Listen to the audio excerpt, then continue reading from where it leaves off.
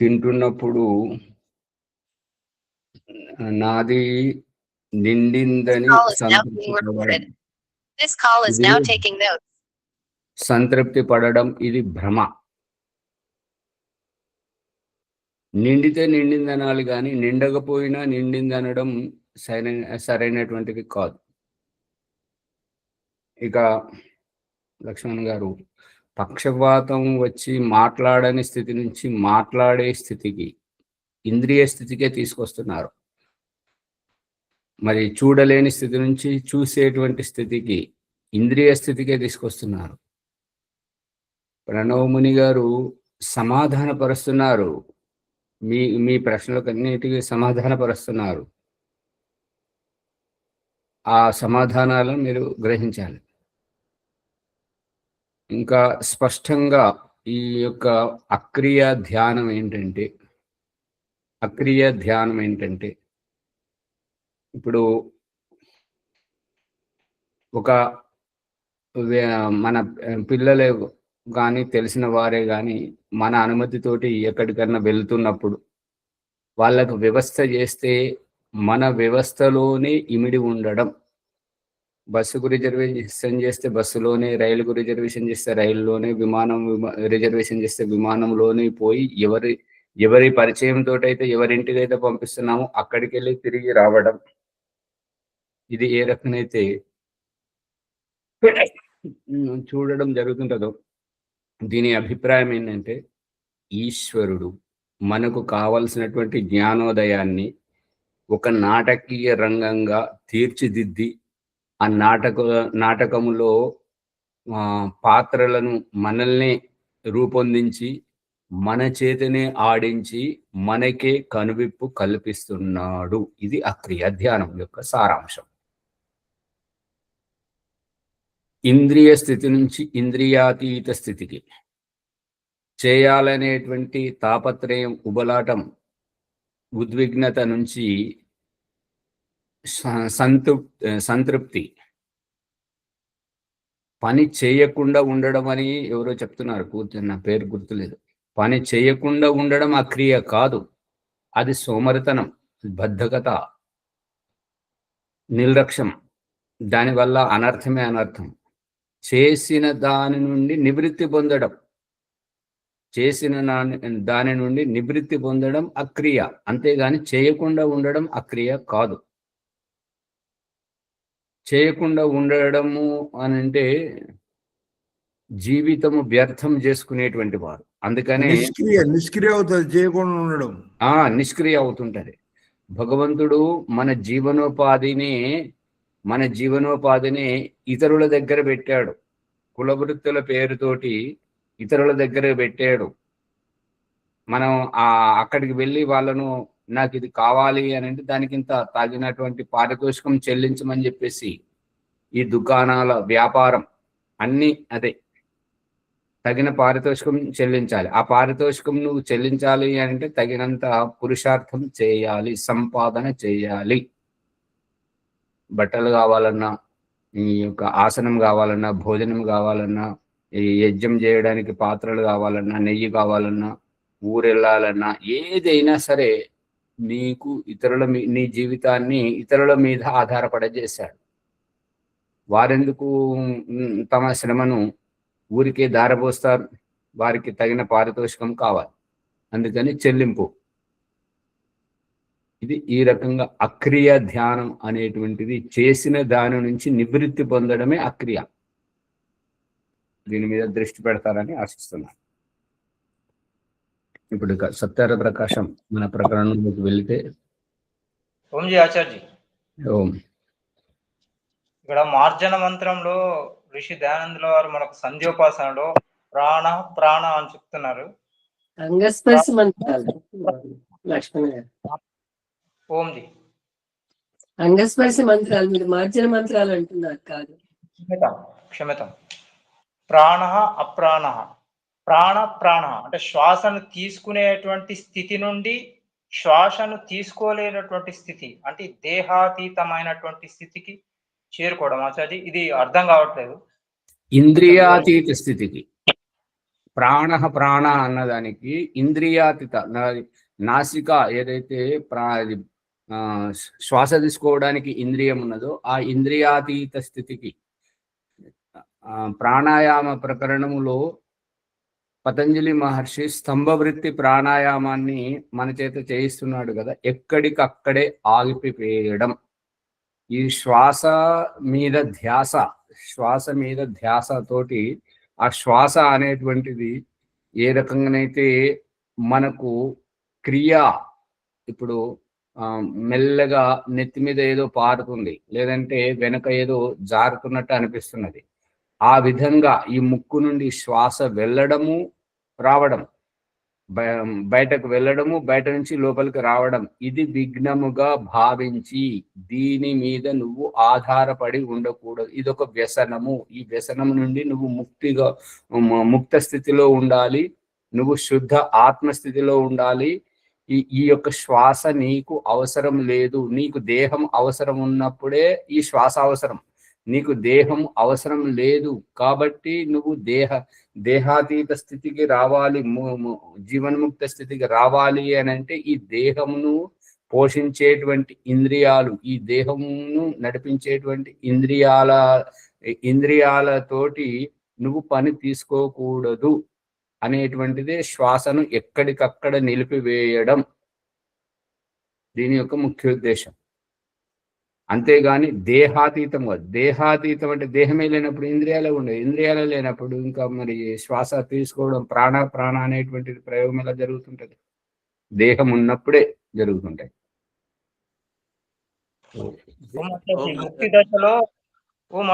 ముక్తి దశలో తను భగవంతుని యొక్క సృష్టిలో స్వతంత్రంగా విచరిస్తున్నప్పుడు చూడాలనుకున్నప్పుడు ఇంద్రియాన్ని ఏ విధంగా వినియోగించుకోవడము, అలాగే ఇక్కడ ప్రాణ అప్రాణ శ్వాసను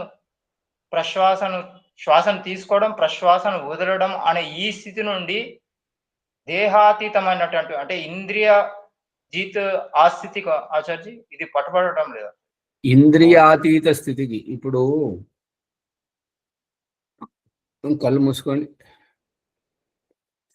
కళ్ళు మూసుకోవడం యొక్క అభిప్రాయం ఏంటి? కళ్ళు మూసుకోవడం అంటే కళ్ళతో ఏ ప్రపంచాన్ని అయితే చూస్తున్నామో, ఏ భౌతికాన్ని అయితే చూస్తున్నామో దానిని చూడకూడదు అనేది అభిప్రాయం. మరి చూడకూడదు అన్నప్పుడు కళ్ళ యొక్క ఉద్దేశం ఏంటి? అంతే, చక్షువులో అర్థమైందే, ప్రాణాలో అర్థం చేసుకుంటే సరిపోతుంది. ఈ శ్వాసను ఆపివేయడం, నువ్వు శ్వాస లేని స్థితికి చేరుకున్నావు అని అంటే ఇక నీకు దేహం అవసరం లేదు, జన్మ అవసరం లేదు అనేటువంటిది సారాంశం.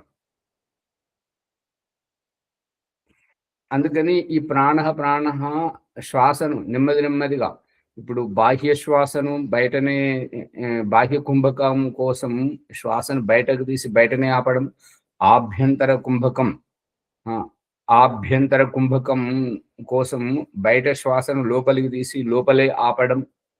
దీనితోటి ఊపిరితిత్తుల్లో ఉండేటువంటి ఆ యొక్క గదులు, కోశికలు అవన్నీ విప్పుకొని జన్మాంతరంతో ఏవైతే పేరుకుపోయాయో ఆ పేరుకుపోయినటువంటివి మనము పూర్వకాలంలో ఇది గాజు సీసాలకు కట్టె బెరడు ఉండేటువంటిది, ఆ బెరడు అనేటువంటిది ఊడిపోతుంది, ఆ యొక్క మలినాలు అనేటువంటివి పోతుంటాయి.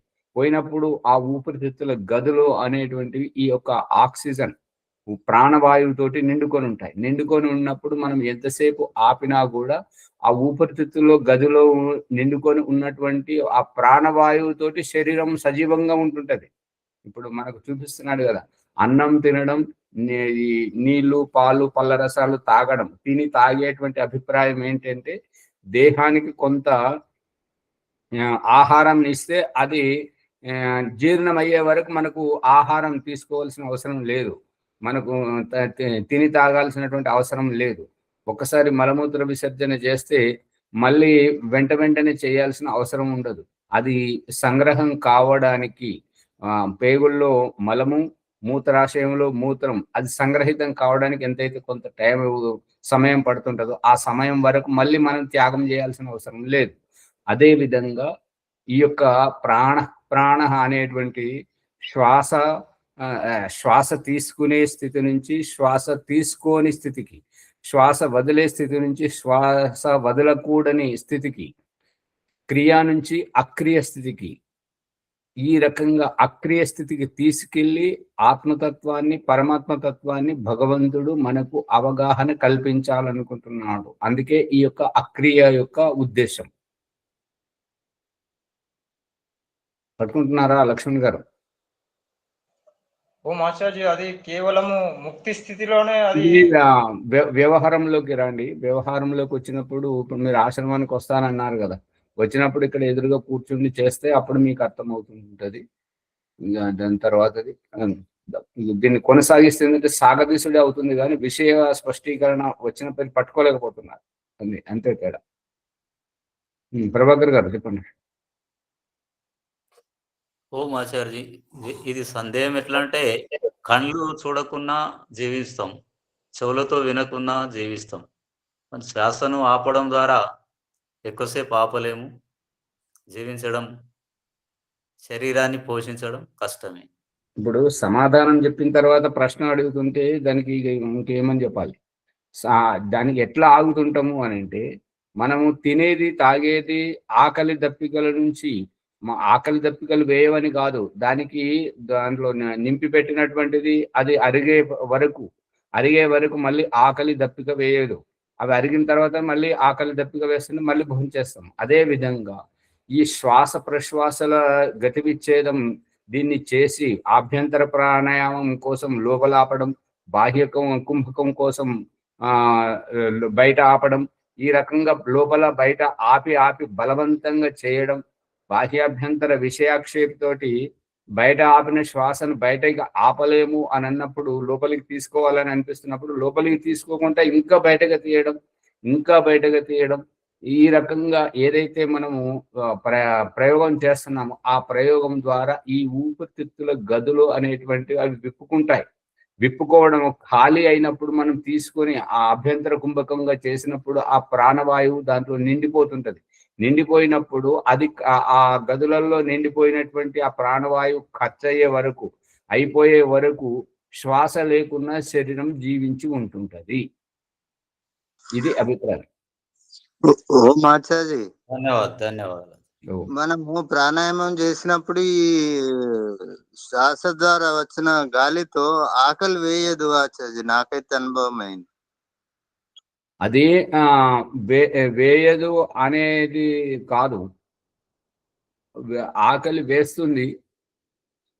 ఆకలి వేయని స్థితి ఏంటంటే, పతంజలి మహర్షి చెప్తున్నటువంటిది ఏంటంటే, అపభక్షో వాయు భక్ష, సమాధి స్థితిలోకి వెళ్ళినప్పుడు ఈ యొక్క వాయువును భక్షించియే, వాయువునే భోజనముగా భక్షించియే, మరియు నీళ్లను తరల పదార్థాన్ని ఆహారంగా సేవించియే బ్రతికి ఉండొచ్చు. అందుకని ఆ స్థితిలో ఆకలి వేయదు. మళ్ళీ పతంజలి మహర్షి స్పష్టం చేస్తున్నది ఏంటంటే, కంఠకూపే క్షుత్పిపాస నివృత్తి. కంఠకూపంలో ధ్యాస పెట్టినట్టయితే, ఆ కంఠకూపంలో కంఠమును యొక్క కదలికలను గమనించినట్టయితే, గుటికిళ్ళు మింగినప్పుడు ఈ కంఠం కింద ఛాతి పైన ఈ గుంతలో ఈ కదలికను గమనించినట్టయితే ఆకలి దప్పికలు నిష్క్రియం ఆకలి దప్పికలు మనల్ని ప్రభావితం చేయవు.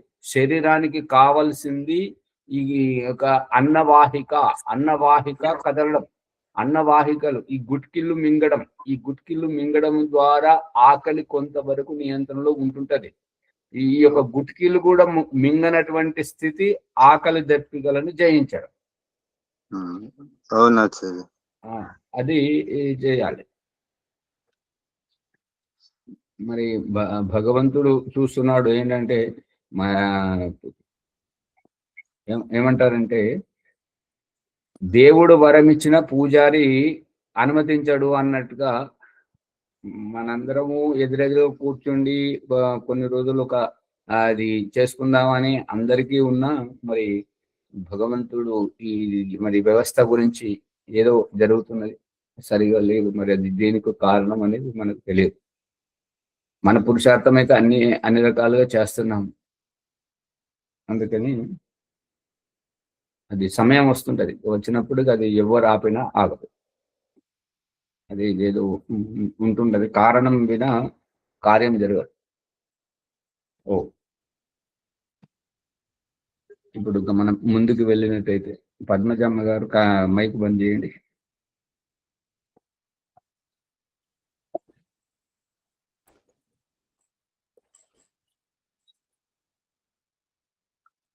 ఈ యొక్క సత్యార ప్రకాశం సప్తమ సముల్లాసం 152వ పుటలో చూడండి.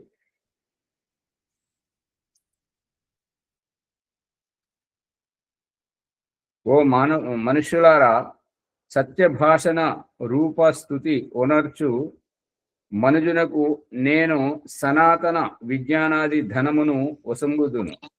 నేను బ్రహ్మ వేదమును ప్రకాశింప చేయువాడను. ఓ మనుషులారా, సత్యభాషణ రూపస్థితి. సత్యభాషణం అంటే ఉన్నది ఉన్నట్టుగా సూటిగా మాట్లాడడానికి ప్రయత్నం చేసినటువంటి వారికే ఈ ఇబ్బంది ఉండదు. ఎవరైతే ఈ డొంక తిరుగుడు వంకర మాటలు మాట్లాడుతుంటారో వారికే దానిని తన మాటను నిలబెట్టుకోవడానికి ఇంకా ఎన్నో అబద్ధాలు ఆడాల్సి వస్తుంటది. అందుకని సత్యభాషణ రూపమైనటువంటి స్థుతి, సత్యభాషను మాట్లాడమే ఒక రకమైనటువంటి స్థుతి. ఆ రకంగా సత్యభాషను మాట్లాడుతున్నటువంటి మనుజునకు ఉనర్చడం అంటే ఆ రకంగా చేయడం, ఉనర్చడం అంటే చేయడం.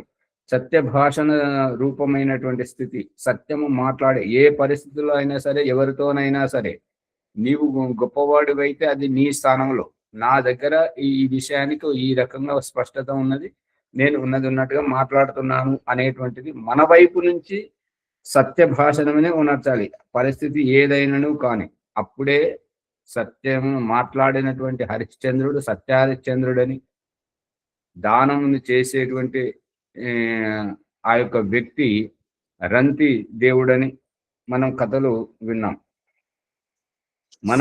మన మాట మీద నిలబడితేనే మనకు ఒక గుర్తింపు అనేది వస్తుంటది.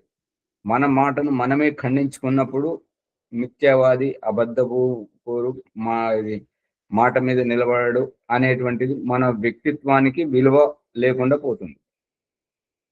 నేను సనాతన విజ్ఞానము వంటి ధనమును వసంగుదును.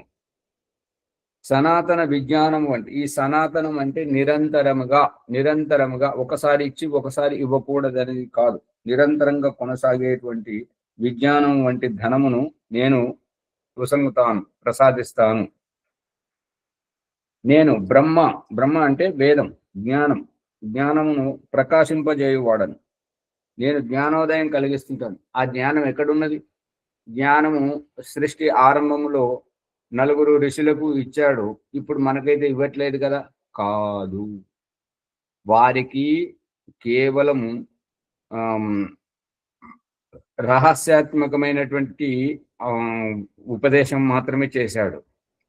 ఆ ఉపదేశానికి వ్యావహారిక ఖండంగా మనందరినీ పాత్రలను చేసి ఒక నాటకీయ రంగంగా ఆడించి ఈ దేహంలో ఉన్నటువంటి ఖండభాగం అంతా జర్జరితం అయిపోయే వరకు, ముసలితనంలో శరీరం ముడతలు పడే వరకు, ఈ యొక్క కురులు వెంట్రుకలు తెల్లబడే వరకు, ఈ యొక్క పళ్ళు ఊడిపోయే వరకు, కంటి చూపు పోయే వరకు ఆడించి ఒక వీధి నాటకాల వాడు వేదికని వేసుకొని ఎంతో అలంకరిస్తాడు. నాటకం అంతా అయిపోయేసరికి అంత దుమ్ము అయిపోతుంటది అన్నట్టు. ఆడించి అంత పరదలు కూడా జరిగిపోతుంటాయి, ఈ చిందరబందరగా అవుతుంటది. అంటే ఈ రకంగా మన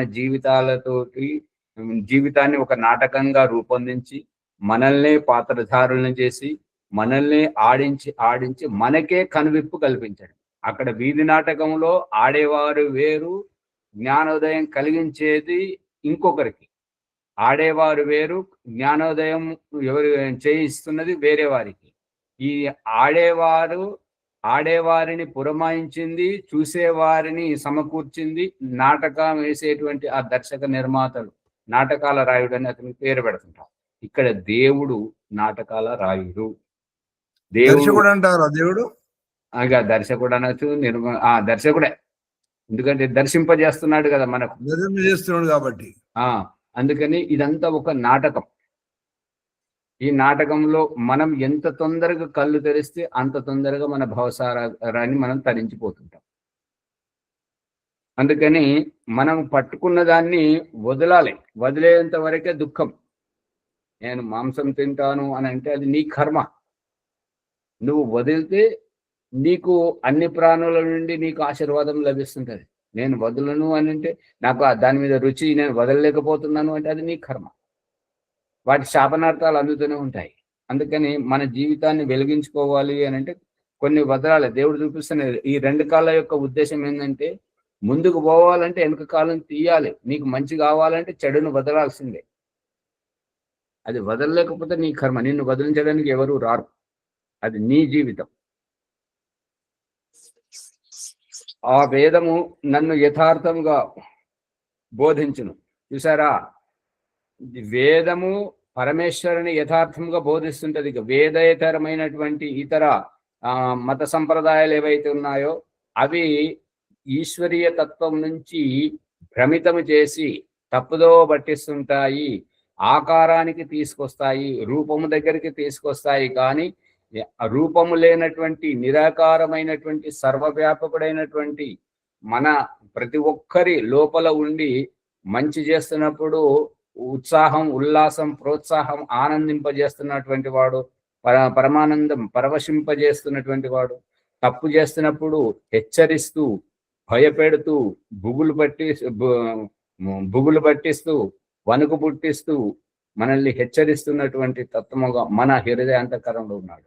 ఓ మాజారి, కఠినాతి కఠినంగా శిక్ష ఉంటది. ఈశ్వరుని దండన అంతే, దండన ఉంటది. ఆ దండన భయపడాల. భయపడితేనే సరైన దండ పోతాం మనం. ఇది సరైనది కాదు ముని గారు. ఈశ్వరునికి భయపడకూడదు.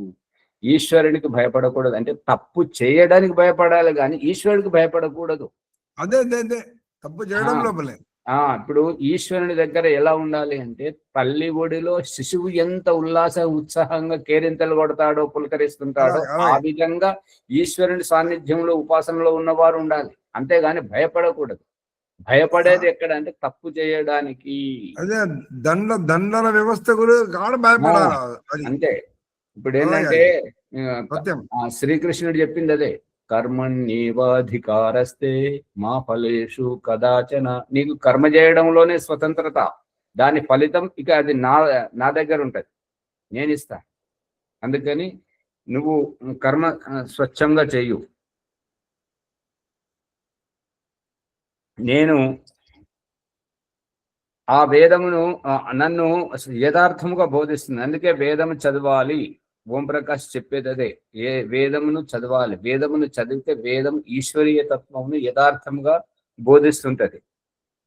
దాని మూలమున ఎల్లరి జ్ఞానమును నేను పెంపుచేయుదును. ఆ వేదము ద్వారా అందరి జ్ఞానమును నేను వికసింపజేస్తుంటాను, వ్యక్తిత్వ వికాసం గావింపజేస్తుంటాను. అందుకే పద్మజమ్మ గారు ఆ అలవాటును వదిలేసి వేదము చదవండి, యజ్ఞం చేయండి. ప్రతి ఒక్కరు పేరు మాత్రమే తీసుకోవడం జరుగుతుంది. నాకు చెప్పలేదని కాదు, అందరికీ ఇది ఈశ్వరీయ సందేశము. నేను సత్పురుషులకు ప్రేరకుడను అంటే, నేను మంచి చేసేవారు ఎవరైతే తమ జీవితాన్ని ఉద్ధరించుకోవాలనుకుంటున్నారో అటువంటి సత్పురుషులకు, సత్కార్యాలు చేసేవారే సత్పురుషులు అనబడుతుంటారు. ఒక ప్రాణిని హింస చేసేవాళ్ళు వాళ్ళు హింసకులు అనబడుతుంటారు, హత్య చేసేవారు అనబడుతుంటారు. వారి జీవితంతో మనం ఆడుకుంటున్నాము కాబట్టి, ఆ ప్రాణుల యొక్క జీవితాలతో మనం ఆడుకుంటున్నాము కాబట్టి దానికి ప్రతిఫలితముగా వాటి ఆ జీవితాలతో కూడా మనం ఆడుకోబడతాము. అది ముందుంది ముసళ్ళ పండుగ అనేది మాంసాహారులకు హెచ్చరిక. అందుకని ఎవరైతే సత్కార్యాలు చేస్తారో, వృక్షాలు నాటుతారో, ప్రాణులను పెంచుతారో, ఇతరులకు ఆశ్రయం ఇచ్చి ఆశ్రమాలను నెలకొల్పుతుంటారో, విద్యాలయాలను స్థాపిస్తుంటారో, ఈ రకంగా మంచి పనులు చేస్తుంటారో అటువంటి సత్పురుషులకు నేను ప్రేరకుడను, నేను ప్రేరేపిస్తుంటాను.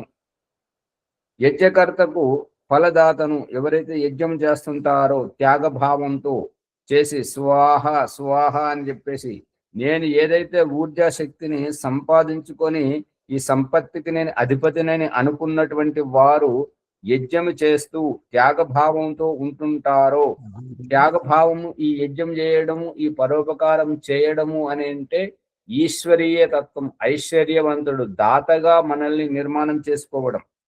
ఇక ఎవరైతే పైసా దానం చేయకుండా ఎవరికి ఏమి ఇవ్వకుండా ఉంటుంటారో అటువంటి వారు పిసినారి వారు కాబట్టి వారి సంపద దొంగల పాలు కానీ, అగ్నిపాలు కానీ, లేదంటే భార్య, పిల్లలు మరియు భర్త వీళ్ళు వ్యసనాలలో చిక్కుకొని జూదములో ఖర్చు చేయడం, ఇంకా వేరే దాంట్లో అన్నిట్లా నష్టపోతుంటారు.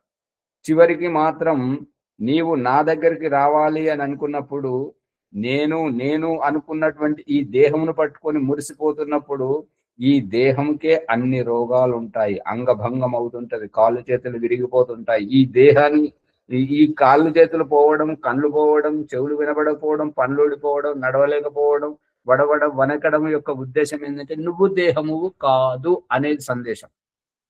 ఈ సందేశాన్ని చెప్పడానికి ఈ యొక్క రోగాలతోటి మనకు కనువిప్పు కల్పిస్తున్నాడు. అందుకని ఈ యొక్క యజ్ఞమును చేసేటువంటి వారు ఎవరైతే త్యాగభావం చేస్తుంటారో, స్వాహ ఇదన్నమమ అంటుంటారో వారికి ప్రతిఫలాన్ని ఇస్తుంటాను,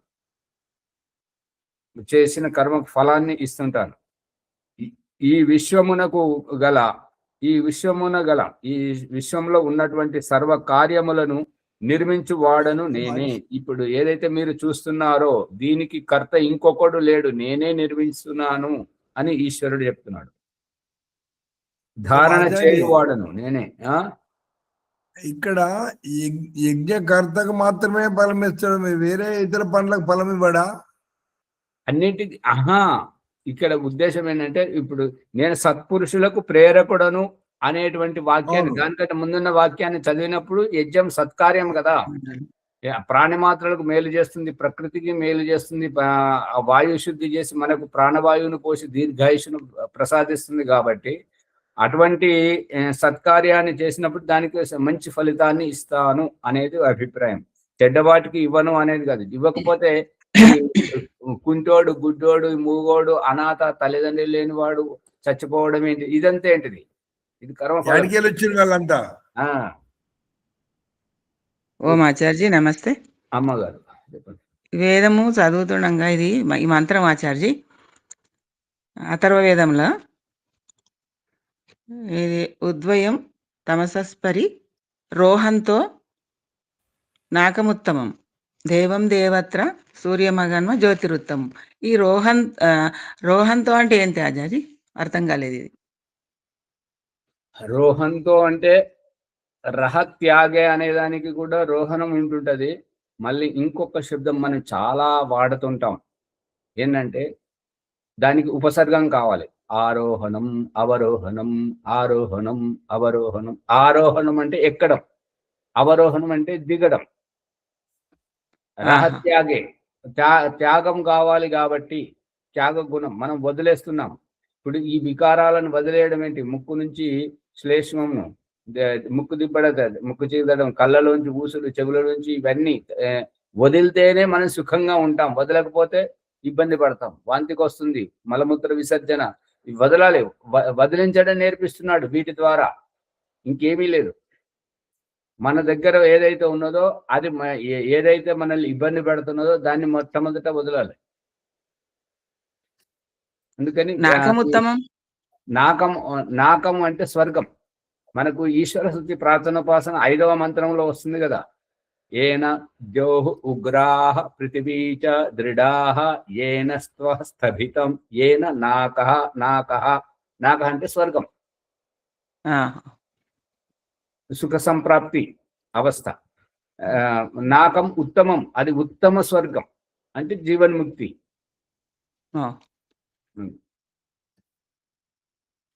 ధన్యవాదాలు ఆచార్య. ఇది అర్థం కాలేదు రెండు.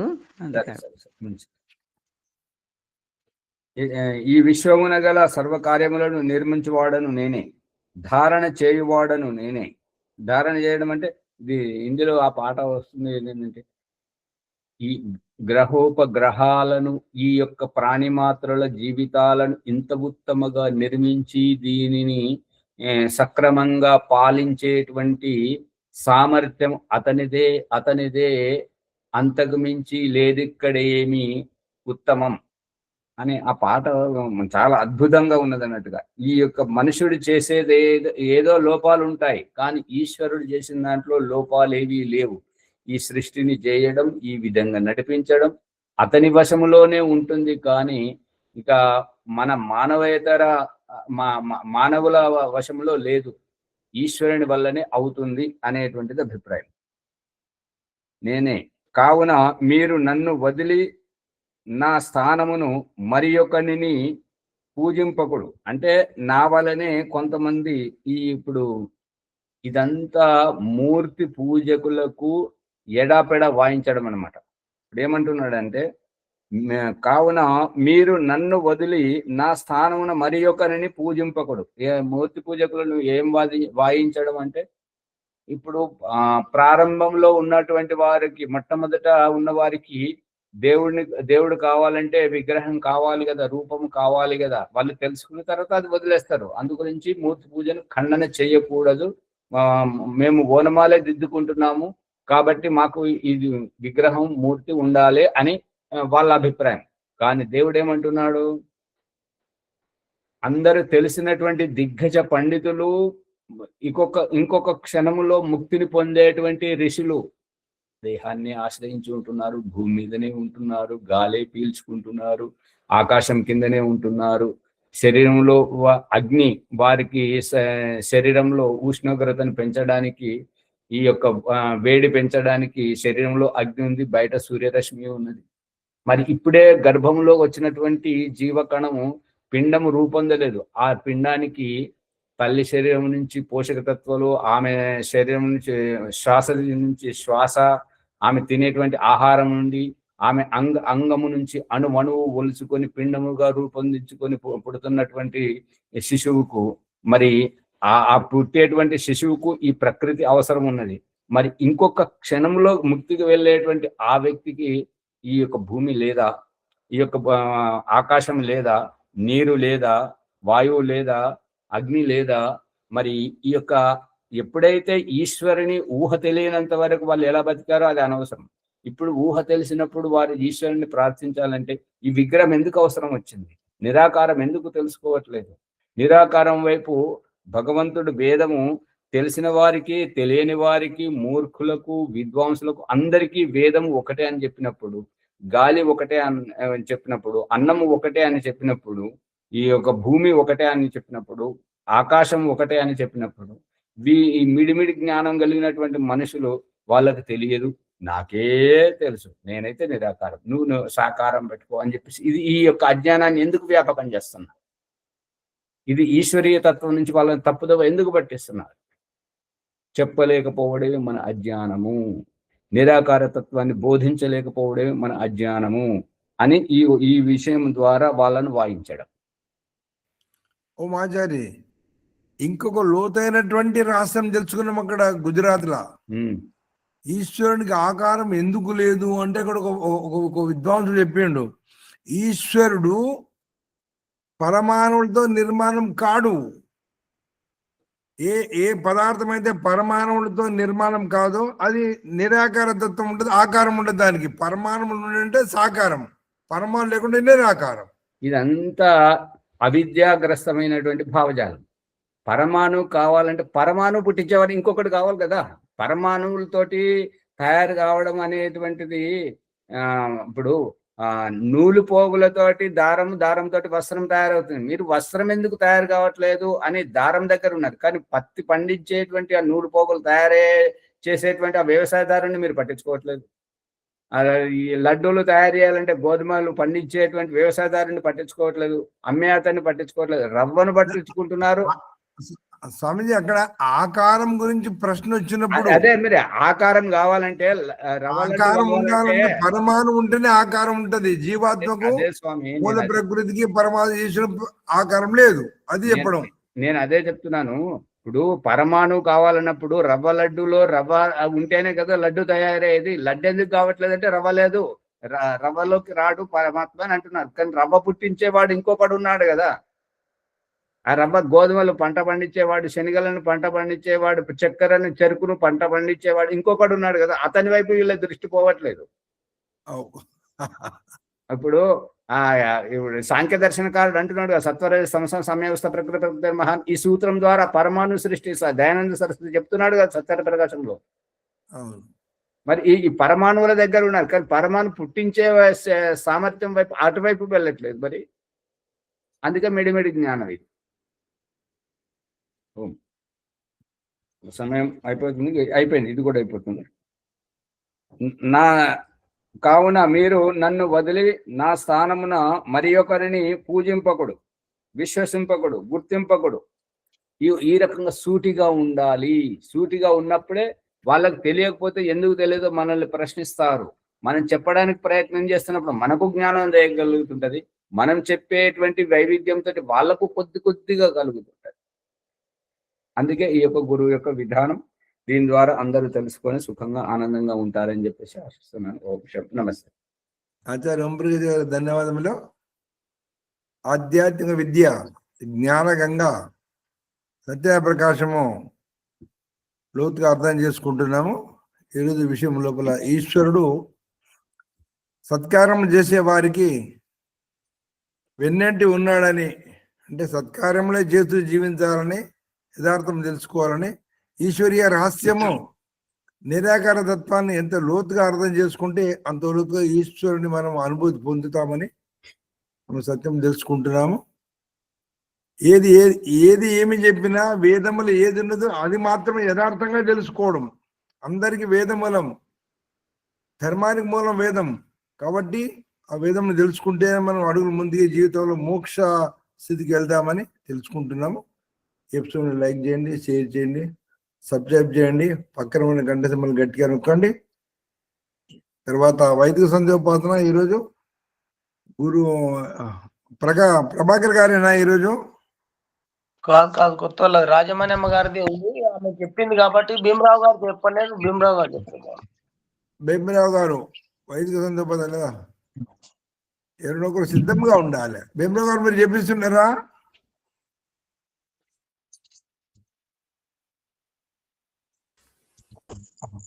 ఓం చేపిస్తున్నా. అదే చెప్పండి. ఓం వైదిక సంధ్యోపాసన భీమరావు గారు. ఓం నమస్తే ఆచార్య సర్వేభ్యో నమః. ఒక చిన్న మనవి, రేపటి నుంచి కెమెరా ఓపెన్ చేసుకున్న వారికి అన్ని అవకాశాలు ఇవ్వండి. ఈ మూసుకొని ఉంటే వాళ్ళు ఉన్నారా లేదో తెలియదు, అనవసరంగా సమయం నష్టం అవుతుంటది. పూర్వాభ్యాసంలో కూడా అంతే, కెమెరా ఓపెన్ చేసుకున్న వారికి అవకాశం ఇవ్వండి. అందరూ కెమెరాలు ఓపెన్ చేసుకోవాలని మరొకసారి మనవి. ఎందుకంటే ప్రపంచమంతా చూస్తున్నారు దీన్ని. కాబట్టి మీ చిత్రాన్ని దేశమంతా తెలుసుకుంటారు. కాబట్టి కెమెరాలు ఓపెన్ చేసి చక్కగా ఈ యొక్క ఆనందాన్ని అనుభూతి పొందాలని ప్రార్థన. ఓం నమస్తే ఆచార్య. నమస్తే ఆచార్య. ఓం నమస్తే ఆచార్య. అథ సంధ్యాయోగ బ్రహ్మ సాక్షాత్కార ప్రకరణ. చెప్పండి శోభ గారు ఏంటో అంటున్నారు. చెప్తున్నా ఆచార్య. ఒక్క నిమిషం భీమరావు గారు. శోభమ్మ గారు చెప్పండి. నమస్తే ఆచార్య. అంతే. నమస్తే. ఓం అమృతోపస్తర నమసి స్వాహ. ఓం అమృతాపిధా నమసి స్వాహ. ఓం సత్యం యశః శ్రీర్మే శ్రీః శ్రేతాం స్వాహ. ఆచమన మంత్రం. ఓం షన్నో దేవీరభిష్టయ ఆపో భవంతు పీతయే సంయోరభిస్రవంతు నః. అంగస్పర్శ. ओम वाक् वाक्, ओम प्राणः प्राणः, ओम चक्षुः चक्षुः, ओम श्रोत्रं श्रोत्रम्, ओम नाभिः, ओम हृदयम्, ओम कंठः, ओम शिरः, ओम बाहुभ्यां यशोबलम्, ओम करतल करपृष्ठे मार्जन मंत्रमुలు ओम भूः पुनातु शिरसि, ओम भुवः पुनातु नेत्रयोः, ओम स्वः पुनातु कंठे, ओम महः पुनातु हृदये, ओम जनः पुनातु नाभ्याम्, ओम तपः पुनातु पादयोः, ओम सत्यं पुनातु पुनः शिरसि, ओम कं ब्रह्म पुनातु सर्वत्र। प्राणायाम मंत्रम ओम भूः, ओम भुवः, ओम स्वः, ओम महः, ओम जनः, ओम तपः, ओम सत्यम्। अगमर्शन प्रकरणम् ओम ऋतं च सत्यं चाभिदात् तपसोऽध्यजायत, ततो रात्र्यजायत, ततः समुद्रो अर्णवः, समुद्रादर्णवादधि संवत्सरो अजायत, अहोरात्राणि विदधद्विश्वस्य मिषतो वसि, सूर्याचन्द्रमसौ धाता यथा पूर्वमकल्पयत्, धियं च पृथिवीं चान्तरिक्षमतो स्वाहा। उपस्थान प्रकरणम् आचमनम् ओम शन्नो देवीरभिष्टया आपो भवन्तु पीते शय्योरभिस्रवन्तु नः। मनसा परिक्रम ओम प्राचीदिगग्निरधिपतिरस्तो रक्षतादित्य इषवः, तेभ्यो नमोऽधिपतिभ्यो नमो रक्षितृभ्यो नमैषुभ्यो नमयेभ्यो अस्तु। योऽस्मान् द्वेष्टियं वयं दिस्वस्तम्भोजम्बे दद्मः। दक्षिणादिन्द्रोऽधिपतिस्थिरच्चिराजी रक्षिता इषवः, तेभ्यो नमोऽधिपतिभ्यो नमो रक्षितृभ्यो नमैषुभ्यो नमयेभ्यो अस्तु। योऽस्मान् द्वेष्टियं वयं दिस्वस्तम्भोजम्बे दद्मः। प्रतीचीदिक्वरुणोऽधिपतिः पृदाको रक्षितान्नमिषवः, तेभ्यो नमोऽधिपतिभ्यो नमो रक्षितृभ्यो नमैषुभ्यो नमयेभ्यो अस्तु। योऽस्मान् द्वेष्टियं वयं दिस्वस्तम्भोजम्बे दद्मः। उदीचीदिक् सोमोऽधिपतिः सजो रक्षिता शनिरिषवः, तेभ्यो नमोऽधिपतिभ्यो नमो रक्षितृभ्यो नमैषुभ्यो नमयेभ्यो अस्तु। योऽस्मान् द्वेष्टियं वयं दिस्वस्तम्भोजम्बे दद्मः। ध्रुवादिक्विष्णुरधिपतिः कल्माषग्रीवो रक्षिता विरुदैषवः, तेभ्यो नमोऽधिपतिभ्यो नमो रक्षितृभ्यो नमैषुभ्यो नमयेभ्यो अस्तु। योऽस्मान् द्वेष्टियं वयं दिस्वस्तम्भोजम्बे दद्मः। ऊर्ध्वादिग्बृहस्पतिरधिपतिः क्षित्रो रक्षिता वर्षमिषवः, तेभ्यो नमोऽधिपतिभ्यो नमो रक्षितृभ्यो नमैषुभ्यो नमः येभ्यो अस्तु। योऽस्मान् द्वेष्टियं वयं दिस्वस्तम्भोजम्बे दद्मः। उपस्थान प्रकरणम् जातवेदसे सुनवाम सोममराति यतो निदहाति वेदः, सनः पर्षदति दुर्गानि विश्वा नावेव सिन्धुर्धुर्त्यग्निः।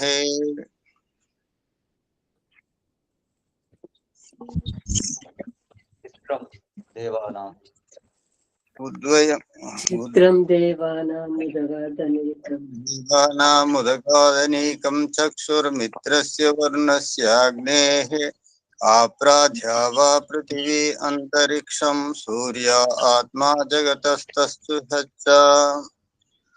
उद्वयं तमसस्परिस्त्वः पश्यन्त उत्तरं देवं देवत्रा सूर्यमगन्मज्योतिरुत्तमम् उदुच्यं जातवेदसं देवं वहन्ति केतवः दृशे विश्वाय सूर्यम् ॐ तच्चक्षुर्देवहितं पुरस्ताच्चुक्रमुच्चरत् पश्येम शिरदः शतं जीवेम शिरदः शतं शृणुयाम शिरदः शतं प्रब्रवाम शिरदः शतं अदीनाः शाम शिरदः शतं भूयच्च शिरदः शतात् ॐ शन्नो देवीरभिष्टय आपो भवन्तु पीते शय्योरभिस्रवन्तु नः ॐ भूर्भुवः स्वः तत्सवितुर्वरेण्यं भर्गो देवस्य धीमहि यो नः प्रचोदयात्। हे ईश्वर दयानिधे भवत्कृपयानेन जपोपासनादि कर्मणा धर्म अर्थ काम मोक्षाणां सद्यः सिद्धिर्भवेन। नमस्कार। ओम नमः शंभवाय च मयो भवाय च नमः शंकराय च मयस्कराय च नमः शिवाय च शिवतराय च। ओम शन्नो देवीरभिष्टय आपो भवन्तु पीते शय्योरभिस्रवन्तु नः। ओम नमस्ते आचार्य सर्वेभ्यो नमः। ప్రాంతపాటు కరు ఆచార్య. భీమరావు గారు ఒకసారి సంధ్యోపాసన ఎలా చేస్తున్నారో వినండి, పుస్తకం దగ్గర పెట్టుకుని వినండి. కదా అది పొరపాటు జరిగింది ఆచార్య. అది మాట్లాడకండి. అది ఏదైతే స్క్రిప్ట్ ఉన్నదో అది దాన్ని చూసి అర్థం కూడా చెప్పలేకపోతున్నారు. దాన్ని చూడండి ఒకసారి, పొరపాటు సరి చేసుకోండి. మునిజీ శాంతి పట్టుకోండి. ఓం దివ్ శాంతిరంతరిక్షం శాంతి పృథివీ శాంతి ఆపా శాంతి ఓషధే శాంతి వనస్పతే శాంతిర్విశ్వే దేవా శాంతి బ్రహ్మ శాంతి సర్వం శాంతి శాంతిరేవ శాంతి సమా శాంతిరేది. ఓం శాంతి శాంతి శాంతి. నమస్తే ఆచార్య. శ్రీభ్యో నమః. అందరూ నమస్కారం. ఓం నమస్తే ఆచార్య. సర్వేభ్యో నమో నమః. నమస్తే. ఓం నమస్తే ఆచార్య. సర్వేభ్యో నమః. ఓం నమస్తే ఆచార్య. సర్వేభ్యో నమో నమః ఆచార్య. నమస్తే. నమస్తే ఆచార్య. సరే. ఆచార్య